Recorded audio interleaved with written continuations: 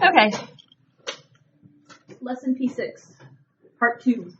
We are finishing up the rest of our complex numbers. What's a complex number? A number that's complex. A plus BI. Okay. A plus BI. That's, when we talk about complex numbers, if it says write your answer in complex form or something, A plus BI, where A represents the real part and B represents the imaginary part. Okay, we were down to example 4 where we were dividing complex numbers. So we already looked at 2 over 3 minus I.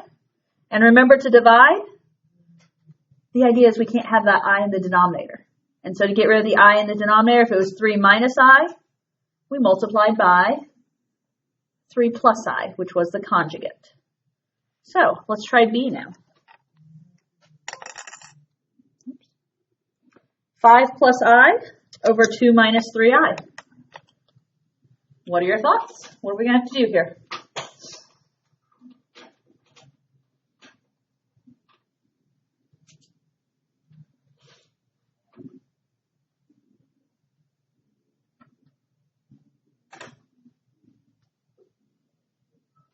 No one. Multiply the conjugate. Multiply by the conjugate. What is the conjugate here? 2 plus 3i. If we multiply the denominator by 2 plus 3i, we multiply the numerator. Okay. In this case, the only difference from the last problem is it's binomial times binomial on top, which means we have to FOIL from the beginning. So as we FOIL, 5 times 2 is 10. 5 times 3i is plus 15i. I times 2, 2i. I times 3i, 3i squared, over, I'm going to FOIL in the denominator, 2 times 2 is 4. Outside, 2 times 3i plus 6i minus 3i times 2 minus 6i minus 3i times positive 3i.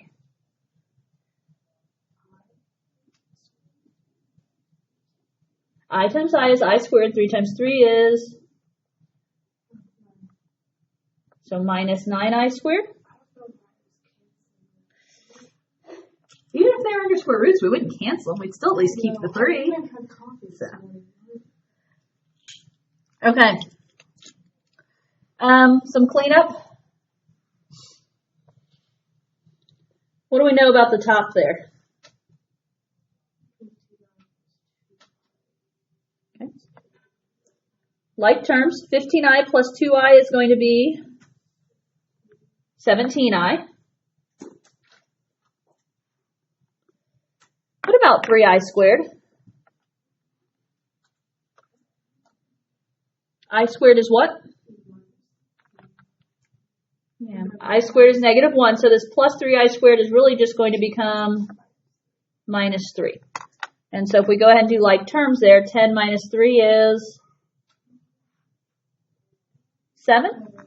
So I went ahead and just did it all in one step, 7 plus 17i. What about the denominator? The whole point of multiplying by the conjugate is your middle terms cancel. If they don't, you made a mistake. Go back and fix it. 4 minus 9i squared. Yeah. It really becomes 4 plus 9, because I squared is negative 1. And 4 plus 9 is 13. Now, officially, if we're asked to write this in complex number form, which it often does, you should separate into an A plus BI value. So the A value, basically this denominator of 13 has to go with both pieces, right? So the A value is going to be 7 over 13 plus the BI value is going to be, and Natalie read it as 17i over 13. I wrote it as 17/13ths I, with the I kind of as a coefficient or as a variable. It can be either way. Okay? So I just wanted to point out that if Natalie puts the I with the 17 versus I put the I next to the fraction, we're doing the same thing. Where can the I not be? In the denominator. Okay, that I cannot go just in the denominator. It can go in the numerator or next to the fraction, but not just the denominator. Okay? Okay, example 5. Let's solve a quadratic equation.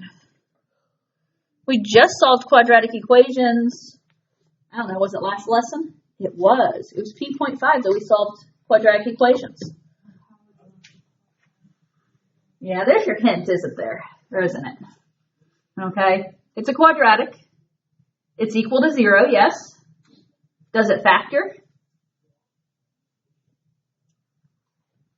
No, there's nothing that multiplies to be 1 and adds to be 1.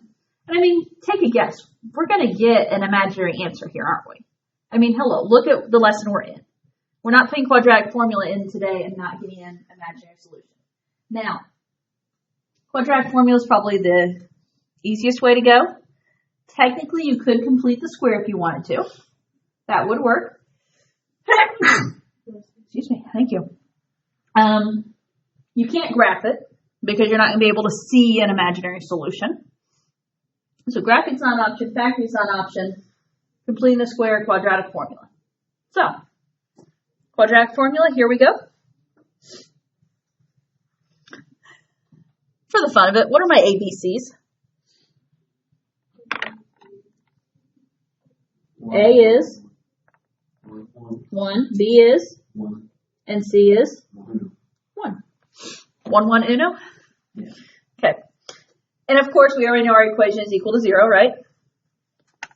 So, x equals negative b. So, negative 1 plus or minus the square root b squared.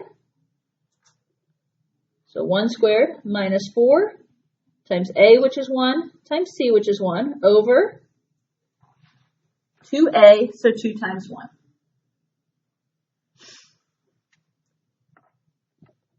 Clean up. Negative 1 plus or minus. What's going to be under that radical? Negative 3. Yeah. It becomes 1 minus 4, which is negative 3. All over 2. In a normal quadratic formula situation, you would be taught that either, oh, wait, stop, you made a mistake, or, oh, we can't take the square root of a negative, it's no solution. But it's not no solution, it's no real solutions.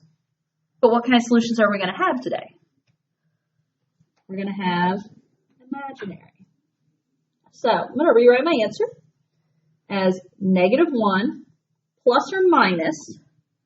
Okay, how do we deal with the square root of negative 3? Can we take the square root of 3? No. Or are there any perfect squares in 3? No. But there is a negative. How do we deal with that negative? Make it an imaginary. Yeah, that square root of a negative pulls outside. And how I would have taught it to you guys last year, not saying you still need this, but just as a reminder. So I always said, okay, square root of negative 3.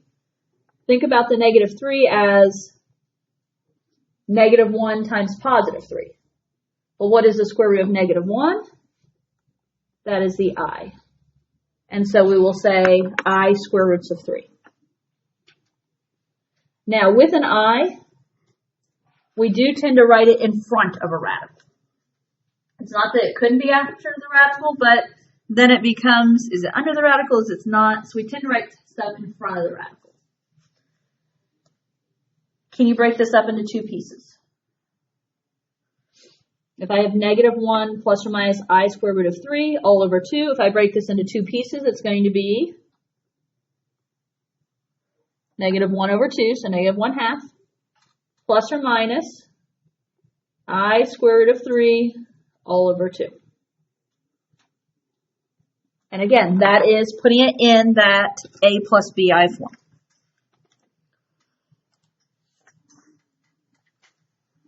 we not leave our answer as just -1 plus or minus I squared root of 3 over 2? Depends on the situation. What you will typically see when dealing with complex numbers, so dealing with the imaginaries, is they want you to separate it as real, like the A plus BI form.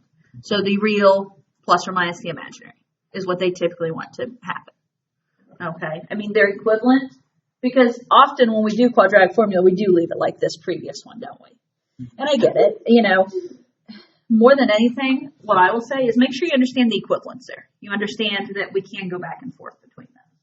But when it's A plus BI or they want complex form, they want it split up. Okay? Okay. Graphing. Your favorite thing, right? Said sarcastically. However, this graphing is not bad, I promise. Do you remember how to graph points? That's all you have to know here is how to graph points. So when plotting complex numbers, basically the complex plane is just like your normal coordinate plane, except instead of having an x-axis and a y-axis, you have a real axis and an imaginary axis. So really we can plot these just like ordered pairs. But so instead of this being the x-axis, this is the a-axis, or in other words, the real axis. Instead of this being the y-axis, this is the b-axis, or in other words, the imaginary axis.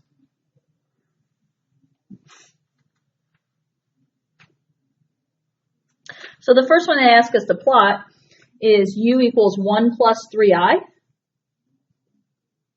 Well, we have to think about that as an ordered pair. And so keep in mind, in an ordered pair, our order is going to be A, comma, B. Because you'll graph the horizontal axis, the real axis first, and then the imaginary axis. So if u is 1 plus 3i, what is my A value? 1. And what is my B value? So B is going to be just the number in front of I. So B is 3. So in order to graph u, we're going to graph the ordered pair 1, comma 3. Can we do that? This graph isn't labeled, but feel free to put some tick marks on it. I think I'll put 3 marks in each direction. I think that should take care of us. So if we're going to graph 1, 3, we're going to go right 1 up 3. And that is point U.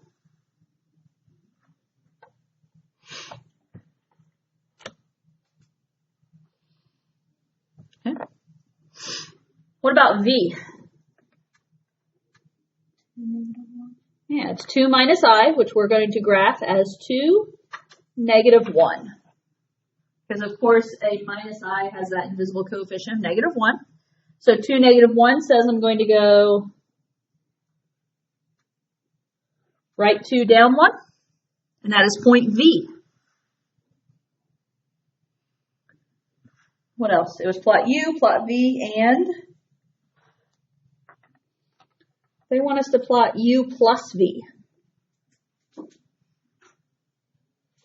What do I have to know to do U plus V?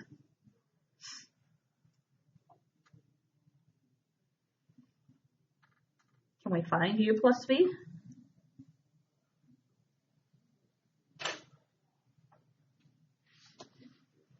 How do we find U plus V?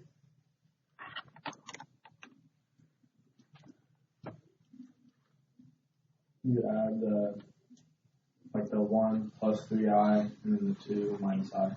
Okay, so we are adding, U was 1 plus 3i plus V is 2 minus I.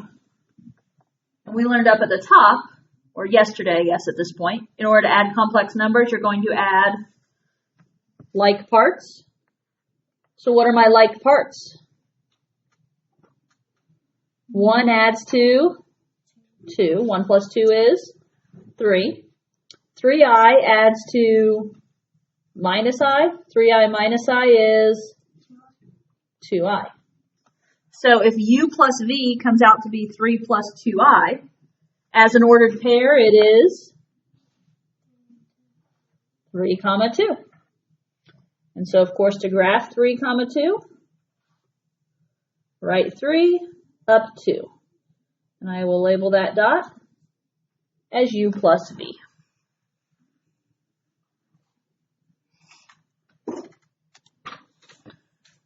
Okay. Your homework that you could have possibly started, I don't know if you did or not. Page 52. These are all evens, okay? It's 2 through 16, 26, 28, 34 through 38, 42, and 44. So you're doing all evens on those. And I can help answer questions as you guys work if necessary too. Can you report number 6 on the board for our homework? Sure. I don't know what it is off the top of my head, but sure. Let me grab my book and stop my recording.